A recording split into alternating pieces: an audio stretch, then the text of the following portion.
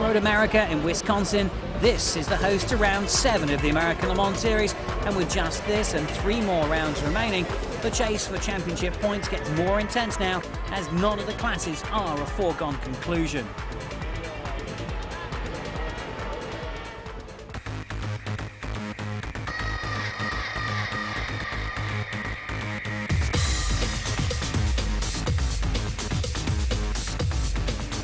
Mike Rockenfeller set a new GT2 class record during qualifying in the Alex Joe Porsche that he'll be sharing with Marcel Timon for the rest of the season. But it wasn't going to be enough, and they dropped to second. Jörg Bergmeister set the class lap record here last year, and this year he took 2/10 off that time to set a new class record, and also secure the GT2 pole on a circuit that he loves competing on and hopes will provide a win for he and his driving partner Patrick Long this weekend. It's great, the car was handling really well. We actually were struggling a little bit before, but I knew we could get there, and yeah, the lap was... Actually, I did 7.6 before, and I said, I think that's it.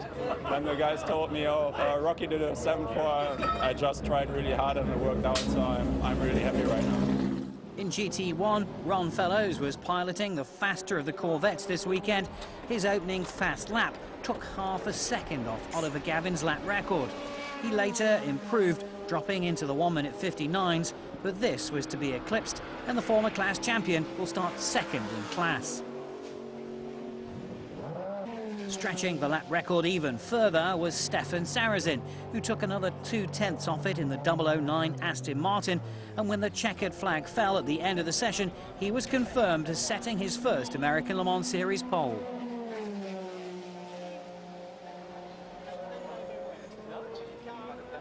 Yeah, we did a good qualifying. We have a very good car. We'll see for the race. We need to be very consistent, no mistake, and we can win if we are like that. But it will be difficult. A little bit cooler here today. Has that been helping things? Yeah, a bit. Yeah. It's better, easier to drive, and we have very good grip. But the Corvette will be strong on the race. They are very strong all the time, so it's very close. Only 3/10, so we will see. Intersport were focusing on reliability and race setup as usual. They'd gone for the hardest compound that Goodyear could give them to make sure that the tyres would last and least likely to puncture. Despite being slower than their competition, they were still around 2 seconds a lap quicker than they were last year here. Penske Porsche have changed their driver lineup. Lucas Law is now partnered by Romain Dumas in the 7 RS Spider, while Timo Bernhard moves to drive the 6 car with Sascha Masson. And the moves are to give them a better chance of the P2 championship being won by the Penske team. The recently married Lucas Law quickly worked up to a new P2 class record at 152.025, and then to improve, dropping into the late 159s.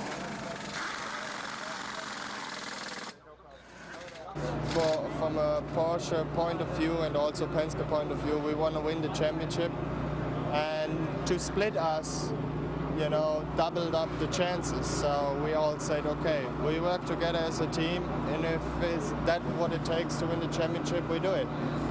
Of course, my long lost Sascha and we're not riding together anymore. It's a little bit sad, but I mean, we're all professionals and we get along, and 4 of us, so it's really not a big deal. It's just Dumas is a little bit small, so we need to have a bigger compromise for the seat, but everything is doable. Maybe you can stretch him a little bit. Yeah, I stretch him a little bit tonight, you know. I take the feet, Sascha take the head, and then we run away from each other. In P1, there was a lot of attention being lavished on the Highcroft pit box, as for the second race in a row, Andy Wallace had the 5-year-old Lola AER putting in some very hot laps, and he finished the session 4th in class and 5th overall, beating one of the Dyson cars and one of the Penske Porsches in the process. I thought maybe it was going to rain, of course, and I think everybody else thought so too, so I just got my head down and went as fast as I could from the go. Yeah, they said to me, well, you were P2. I thought, blimey, if I could just do another one, I might stay there. But it's so close. You notice there's 2/10, less than 2/10, and would be P3, so very, very close race, I think, tomorrow. James Weaver was the fastest of the Dyson cars and class third. He had to drive the session manually changing gears as they'd suffer from gear change problems in the earlier practice sessions. This, along with tyres that kept over-pressuring, slowed him down slightly. Frank Bieler will start on the front row of the rolling grid in the #1 Audi R10 diesel. He was a second off the pole time though. A second faster and setting a new class record was Alan McNish in the sister Audi on his first visit to this circuit. In the 6 laps he put in, he went consistently faster to finish with a time of 1:49.181. The car in qualifying was the best it's been round here by quite a long way. We started with a good setup, but then we seemed to lose ourselves a little bit this morning, but we came back to it and it was really, really sweet. Obviously, it's a long lap and you have to have a perfect car in every corner, and it did take a couple of laps for the pressures to come up in the tyres, but once they were up, it was there.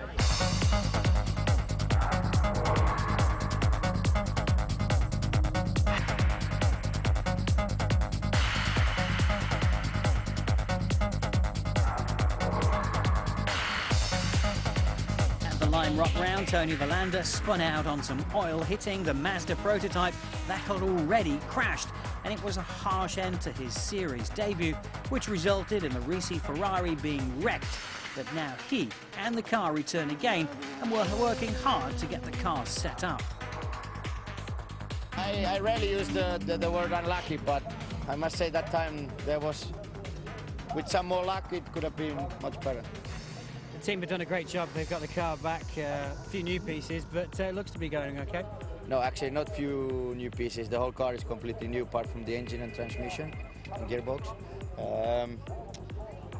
We've been working hard since the first test on Friday, and still last night they took almost the main parts into pieces, and we still found a few things. This morning, Marc Genet, my teammate, he made his best lap time by 1 second, so we're definitely on the right road. Yeah, I think we struggled a little bit this year with tires. In a good year, they've given us a great product for the past 6 or 7 years, and you know, they're kind of on their way out of racing, or sports car racing. So. You know, they're not developing as much. So, but you know, I mean, we got what we got, and you know, they're a good bunch of guys, and hopefully we can. I mean, obviously we're going to carry on this year with Goodyear, and we don't know what they're doing next year, so we'll see what we have to come up with. How are we doing this weekend? I think reasonably well, all things considered. The cars are certainly the best cars we've had around here. You know, much better than the 675 car we had the past few years. You know, it's sort of hard to run against the Audi. It's obvious that they've got a huge speed advantage right now. But certainly, I think as far as, you know, fighting for the podium, we're right there. Looks like it's going to be a good close race. The weather's been kind to us this weekend. For the last 2 races have been just unbearably hot. It's nice sort of cool 75 here at the moment, so that might play into the Aston Martin's hands with their Pirelli tyres, because they seem to last a little bit better when it's cooler. But we've got a good strategy today, and we're confident in our car, and yeah, looking forward to it. This is one of the 2 remaining 2-hour and 45-minute races before we end the season on 2 longer ones. And everyone will be looking to get the best from it as usual, and especially those who could be crowned champions in the next few rounds.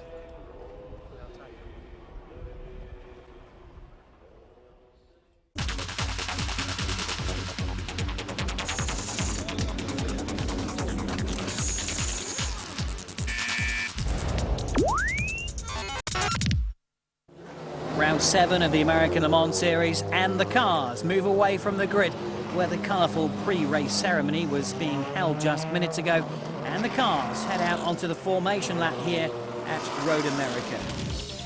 An Audi front row with Dyson and a P2 Penske Porsche on the second row. It should be an Audi that takes the lead, and we will be watching the Aston Martins against the Corvettes and the 31 and 23 Porsche in the GT2 class.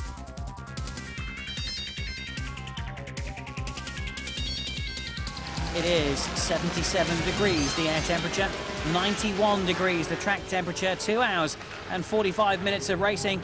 And it's go now as we get the green flag. Alan McNish on the left-hand side. It's Frank Bieler on the right-hand side of your picture as they stream down up across the start-finish line into turn 1.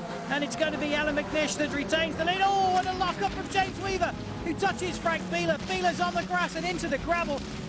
Disaster for him right on the first turn of the race as well. But McNish is out and ahead of James Weaver. Then it's Lucas Law in third place and leading the P2 class. Duncan Dayton, Chris Dyson, Sasha Masson and Clint Field. That's the top 7 in this order. And Frank Bieler back on track just now, but a lot of gravel spewing out from that car, and those tyres possibly will be damaged as well. James Weaver holding second place. Here's a replay of the start then. Alan McNish on the left-hand side. James Weaver right behind him. Got a good start, looking for somewhere to go. And not sure if he's going to look for a way on the inside. Realise he's got to lock the brakes. And he and Frank Bieler touch. And it's Frank Bieler that loses out the worst in that manoeuvre. Overhead then. The third car moving to the right-hand side is James Weaver looking for a way past Alan McNish. Realises can't make it there. Backs off a little bit. And then the braking, for some reason, is left right till the last minute. Or Alan McNish braked earlier than James Weaver was expecting, but the result was the same. Frank Bieler ends off track. And now it's up to the number 2 Audi to build out a lead and try and uphold Audi Motorsport's hopes for winning this race again. And James Weaver in second, and there is the Penske Porsche. Well, changes to the driver lineup, remember. We've got Lucas Law and Romain Dumas now in the number 7 car. Penske Porsche decided to split the drivers up, which means whichever of their cars wins, then one of the 2 championship points leaders currently will pick up points. And it's all tactics, looking at making sure they win the P2 prototype championship points. Looking ahead, no problems for Alan McNish there. Slightly different line to the other 2 cars as he comes across the start-finish line. Frank Bieler, gravel still spewing out the back of that car, but seems to be okay. And I think actually Alan McNish going close to the pit wall possibly was for the team to have a look at it, make sure there was no damage. Maybe he had a touch as well. And in the pit lane comes the number 20 Dyson car, and problems for them already as into the pit lane he comes. Fuel is going in, and a right rear puncture, we're told, so they'll fuel him up, which they have done, just top that right up, and just 1 tyre being changed, but that is going to compromise them. Chris Dyson struggling to get away.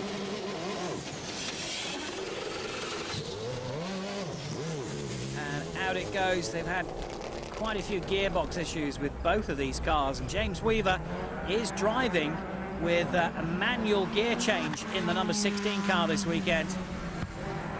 Still in their debut year, these brand new Lola cars that the team purchased prior to the start of the season, and they're still working and developing them as they continue to go along.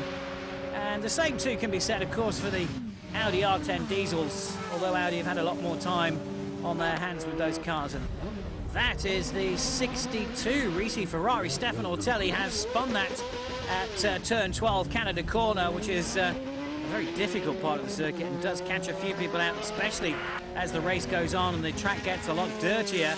So Stefano Ortelli, Porsche expert, has joined the Ferrari team and got it wrong at the moment. In the pit lane, Frank Bieler coming in, and fuel is going in. That new tyre is going on that's brand new Michelin's, which will be going on that car. So change in strategy for Frank Bieler, who's been working his way up the order again after going off on that first turn incident. Frank sitting, waiting, and takes the ultra-quiet diesel car back out onto the circuit again. And this is Stefano Ortelli with a damaged Ferrari 430 Berlinetta. And this is quite a few dents on that car, actually. He really has done a bit of damage to the left-hand side of that. And tyres, well, will be dirty, maybe a little bit cut, but at the moment seem to be inflated correctly. Duncan Dayton, 4th place. Sasha Masson in 6th place. P1 and P2 cars. But this Highcroft car, which we remind you is also 5 years old now. This was the number 20 car that the Dyson team ran last year and for several seasons. Duncan Dayton gets wide there, picks up the dust, dirty tyres, and that's all that Sasha Masson needed to go through and passed him. But Duncan not lost too much ground and stayed on it, and stayed right on the gas pedal as well along this start-finish straight. Oh, and he's even going to have a look on the inside. Oh, those tyres are dirty as well. That's a brave move to make, but he makes it stick, and Duncan Dayton in the Highcroft number 9 Lola car repasses the Porsche. Well, it could be a little bit of an embarrassment in the Porsche. Oh, he kicks up the dust again, but everybody's doing that on that part of the circuit. Stays ahead, and that Porsche not able to do anything about him at the moment. And Duncan Dayton driving with Andy Wallace this weekend, and as you may have heard in previous programs, Highcroft will be running one of the new LMP2 Acuras next year. Aston Martin 1 and 2 in the GT1 Championship at the moment. The GT1 class race, should say, and ahead of the Corvettes. They'll be delighted about that. And it's the 009 car of Stefan Sarrazin. Set a new lap record in qualifying. Set his first ever American Le Mans Series pole. Darren Turner in the sister car with the red lipstick, the red flashes to it. Ron Fellows in the number 3 Corvette, third in class there. He has the red on the sun visor. And it is Olivia Beretta and Oliver Gavin's number 4 car in 4th place there as we go on board with Darren Turner, 2nd place in this class. There's Doug Feehan on the right-hand side, and Corvette manager. This is Frank Bieler going to pass the GT1 car of Pat Long, who comes back and passes the diesel prototype, who went slightly wide there, but a nice move, and I would say a very satisfying one for Pat Long. 45 in the pits, Johannes van Overbeek and Wolf Hensler. Wolf Hensler inside that car at the moment, and this is an early stop. It's not a scheduled one. Wolf Hensler has reported some vibrations with the car, and changing all 4 tyres, possibly a tyre problem then. And Johannes van Overbeek, the partner to Wolf Hensler, current GT2 points leader. So an important weekend for them. They need to finish as high as possible. Looking at a potential problem on the back part of that car, so concerns over the left-hand side rear. They're getting them out as quickly as they can, and Wolf Hensler goes back out now. This is the view underneath the rear spoiler of the 21 car. Bill Oberlin and Joey Hand. Well, BMW have announced that they're not going to be taking part. Oh, and the 009 car is in the gravel. That was our GT1 class winner. We can see you. And disaster for Stefan Sarrazin, who is beached. We have a full course caution here at Road America. I was saying about BMW, they are not going to support the team next year, although Milner PTG say they will be racing something. 2nd place, number 16, James Weaver in the blue and white Dyson, laps Frank Bieler, who is still working his way back up the order, of course, has pitted as well, lost a bit of time on that. And there is Ron Fellows in the number 3 Corvette, currently, well, leading now the GT1 class. The 009 car in the gravel, waiting to be pulled out, still showing number 1, but that's not current anymore. That light resets itself as they go through the start-finish line. That looked like a replay of the passing maneuver of Ron Fellows getting past the 007 car and the 4 car of Oliver Gavin trying to encroach on that position as well. And that's the view from the 007 car as Darren Turner is passed. And that's the final part of Stefan Sarrazin going off turn 12 Canada corner and bringing out the full course caution, which we're on now. So that's going to group everybody back up. Pits initially closed until the pace car picks up the leaders, and only then is the pit lane open and the cars allowed to go in it, and the GT cars pile in right on cue. Ron Fellows, Darren Turner and Oliver Gavin all pile in. So what tactics are going to be used by what And the 4-car tyres and fuel, the 3-car fuel and tyres, so no driver change there. And the Aston Martin car further back pit lane, there we go, right on cue, and fuel and new Pirelli tyres going on their car. The car is down, Darren Turner, eyes fixed and concentrating, the Englishman. Oh, and he's out first. So important change for the Aston Martin team. They've got out first, will take the lead of this race. The number 3 Corvette gets out behind the 4 Corvette. Maybe Aston Martin went for a slightly lower fuel load. We just won't know for a while yet. As they get up to speed once more.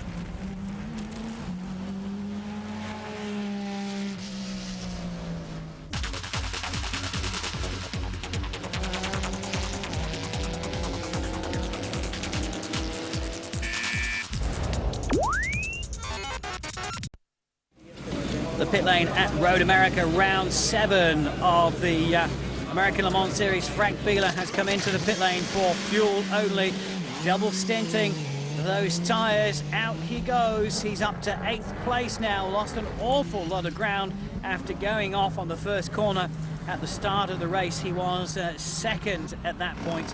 And there is Romain Dumas, driver of the number 7 car, and we have a green flag.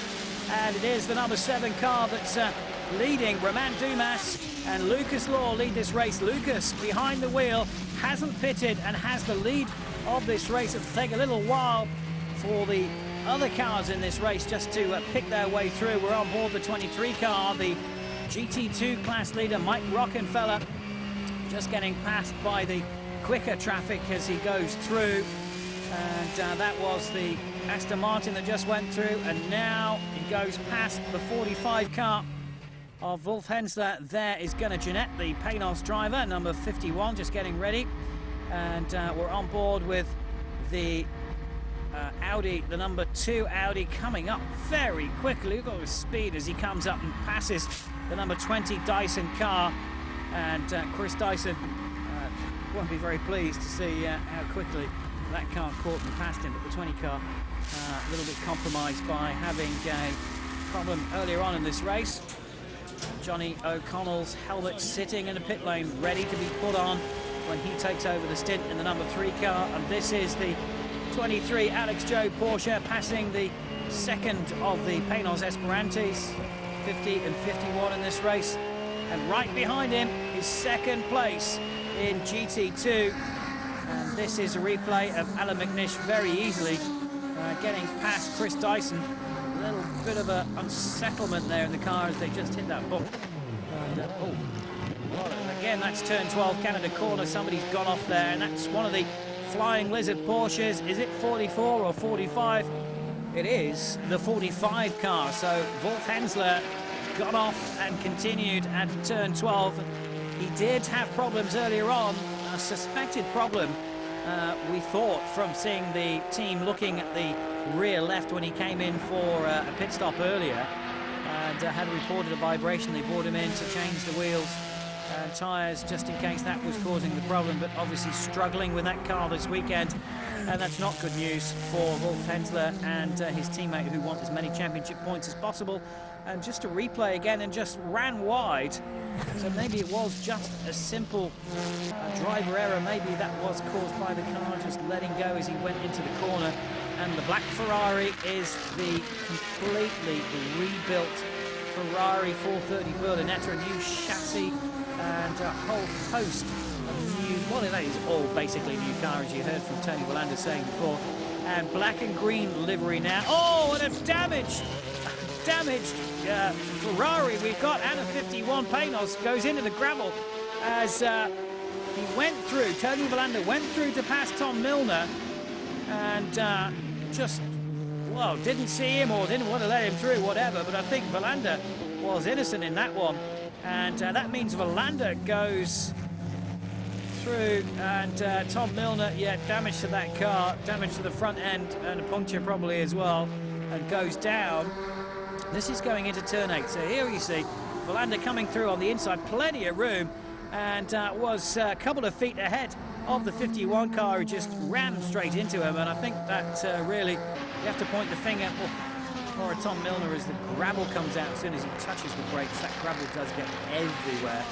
And that's a visit to the pit lane, so he drops down now to another lowly position in the GT1 class. They were running 4th and 5th. Flying as a team, watching on. See there's ramifications for their 2 cars as they'll move up the order now. And that's a wheel that's never going to be used in anger again. And the Panos team have to do some work on that car. Now, Darren Turner leading the number 4 Corvette of Oliver Gavin. Ron Fellows is in the number 3 car, currently in 3rd place. The 009 Aston Martin is going, but is quite some way behind these. And they're on the way to catching him at the moment. So Aston Martin leads Corvette, number 4 and number 3 at the moment. It's going to be interesting to see how this all unfolds, and they're all very close together. We just caught a glimpse there of the 009 Aston Martin, which is being caught very quickly by its teammate. And then you begin to wonder when they catch this whether there's going to be a few little team tactics here to get the 007 car ahead of it quickly, and then that 009 car might become a bit of a chicane.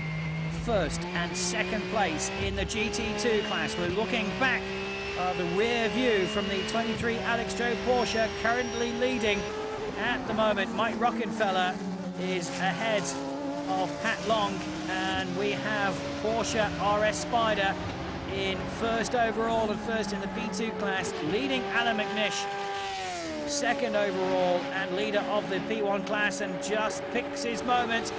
Starts a nice move, goes on the inside line and makes a beautiful move through. The Scotsman takes the lead overall in the race.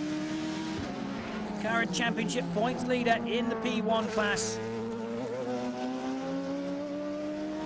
Started the year off with a win at Sebring, then switched to the what is now retired Audi R8 for several races before the diesel R10 came back at Salt Lake. Oh, and these two right close together as they go along the start-finish straight and pulling out to have a go and take the lead. Beautiful move from the 31 car, and Pat Long gets past Mike Rockenfeller to take the lead, and the PTG BMW is in the gravel, and that is the 22 car. So full course caution, I would say, without a doubt, because that car is going to have to be towed out. The corner workers are there ready to pull it out, but the 22 car has been stranded. Justin Marks inside that car. Pits are closed, and we have the 20 car in the pit lane. Chris Dyson getting out, Guy Smith going in. The team can't work on the car while the pits are closed. The 20 car, though, obviously had to come in for fuel. The drivers can change, but nothing else can be done to the car.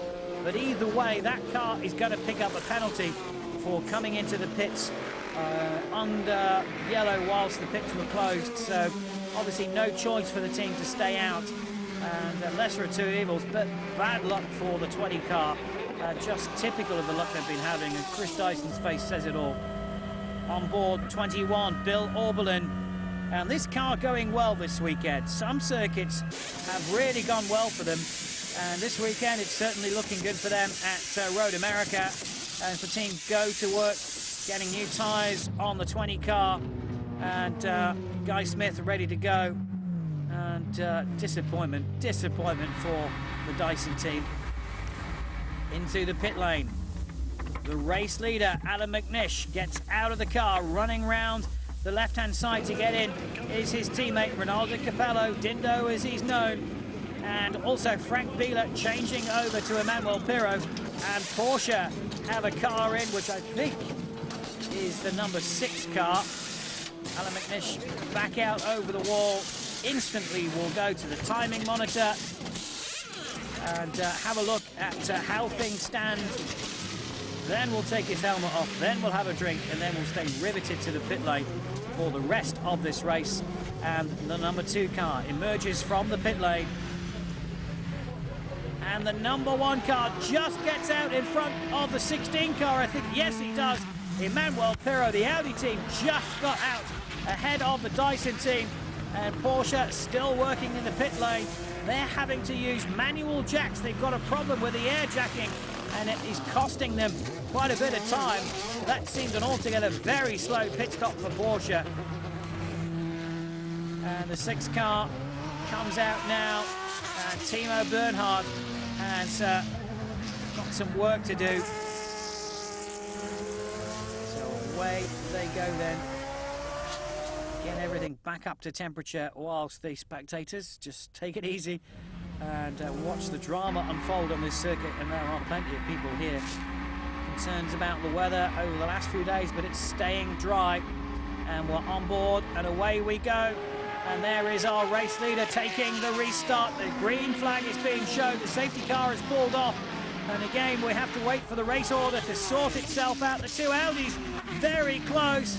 But Dindo Capello is going to hang on to that 2nd place. On board with number 2. Blue flag's been shown to the Aston Martin, the 007 car of Darren Turner, to let him know that faster cars are coming through, and he does have to move over and let them pass. And that is the gap between 1st and 2nd place. And all the cars mixed up again. The 007 Aston Martin, GT1 leader, looking to see where the Corvettes are further back now. And that is the 20 car of Guy Smith in and serving the stop and hold penalty for the car coming into the pits earlier whilst the pits were closed. So more time being lost. P2. Lap, business lap. And that's the order for the car to ahead to come in. That is Romain Dumas, and it's a penalty.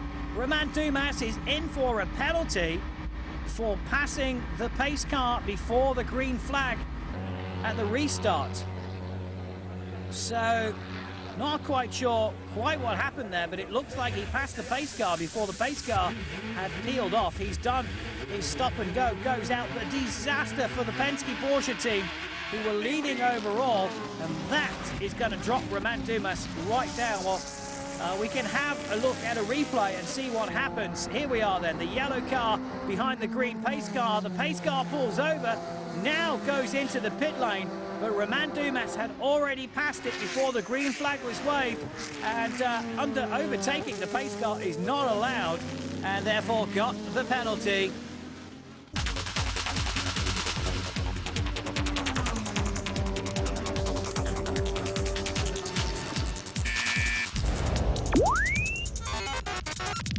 Seth Nyman is in the gravel at Road America. I think that's turn 7, the 44 car in yet more problems, and that means we have our 3rd full course caution. 2 yellow flags held static, full course caution, pace car out. That's the 3rd caution of the day, and that's the car we saw with a damaged radiator before, and now, oh, here we are, little replay, and looks like he just either lost the braking or just was too quick there, but ended up in the gravel trap. And we are ready for the green flag, and away we go this time. Number 2 leading the race, although Emmanuel Pirro is closing very quickly on the number 2 car and looks as if he's going to take the lead of the race. The Dyson's coming up very quickly behind them. It's going to be very tight into turn 1. The Dyson's looking, but Emmanuel Pirro has got through and passed the number 2 car. And it was at that point of the circuit, way back in time when this race started, the number 1 car went off into the gravel. He's weaving now, maybe just picking up some debris on those tires, just trying to clean it off. But Emmanuel Pirro, in the car that was in all sorts of troubles earlier on this race, has got the lead back after a beautiful move to pass his teammates. And Alan McNish, Dindo Capello won't be pleased. Here's a replay then. They've got the start, and right up behind him he comes, pulls out alongside, has got the premium line there and just covers his space. And then the number 2 car has to yield. Oh, Butch Leitinger almost went into the back of the number 2 car. 3rd place in GT1 007 car, and the Corvette of Olivier Beretta right alongside here as they go into the turn. I think that was a pass for position, and the Aston Martin has in fact gone up to second. Oh, disappointment for the Autocon team as Chris McMurray sits in that car, and it looks like it's a retirement from what we're hearing. Shame for them.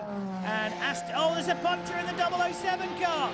007, Thomas Enger has a puncture, and bad luck has hit the Aston Martin team. They've worked hard all weekend, and now a puncture is slowing them down. And this is the battle for the lead in GT1. It's the BMW under pressure from Jörg Bergmeister in the 31. Peterson White Lightning car. He's right up behind him now. And Joey Hand doing an awful good job. Bill Oberlin had a great drive earlier on in this race. Alan McNish looking on in the Audi pit as Jörg Bergmeister goes for broke, goes through and passes. Nice move from him there.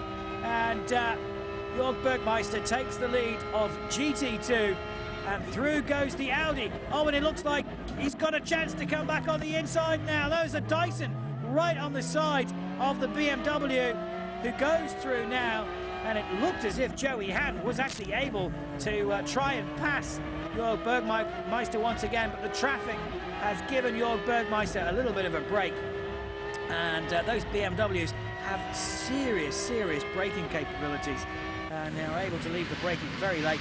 Not quite as late as the Paynos can. They're ultra quick on that, and ultra quick. The quickest of all in this race are the two diesel Audis. Dindo Capello almost on the rear wing of teammate Emmanuel Pirot.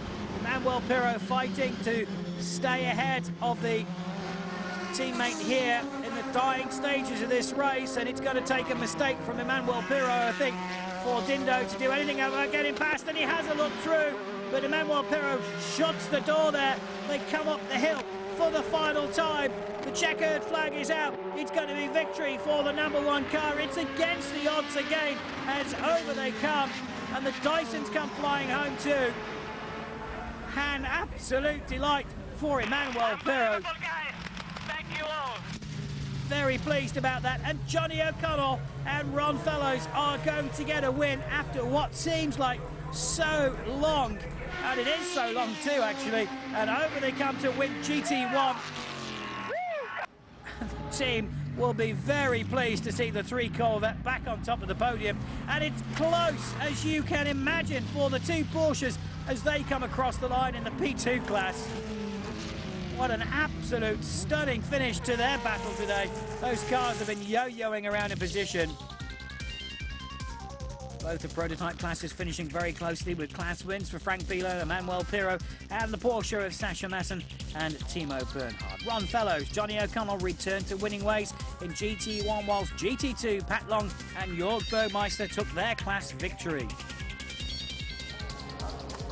Smile on Emmanuel Pirot's face says it all. He is absolutely delighted, if not a little bit fatigued from that. That was a hard drive to keep that lead all the way to the end, but he's done it. What a drive!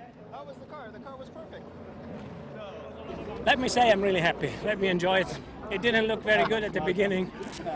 I got in the car, and I had a lot of anger, and I really wanted to make it. And I think this was one of the best races of my life. I gave really everything. We had quite some understeer. I tried to be perfect. I'm really happy. Really a fantastic result. You know, I had the perfect restart, and this was really good. And after that, I tried to keep the car on the road. There was a lot of gravel, so sometimes the tires got dirty. 2 or 3 laps before the end, I lost the car in the fast corner, and Dino almost caught me, and then the tires got really dirty. So I had a tough time, but I'm really happy. Well deserved. You worked hard for that one today. Yeah, you know, it was a great job by everyone. You know, we've had so many races that we should have won. Boy, since Portland last year that didn't go our way. This was one of them last year that probably should have gone our way. And man, it's so great to finally get the monkey off our back. You know, I got my daughter here, and my son is here, and I guess they're my good luck charms because, man, every time they show up at a race, we tend to win. So I guess we're going to have to get GM to pick up the tab to bring in all these races. But a great day for the #3 car, and an awesome job by Corvette Racing. There is no change in the P1 Championship. That is still in the names of Alan McNish and Ronaldo Capello, but the P2 lead now goes to Sasha Masson. Olivia Beretta and Oliver Gavin have a 12-point lead over their Corvette teammates, whilst Johannes van Overbeek still leads GT2, but the advantage is down to 9 points.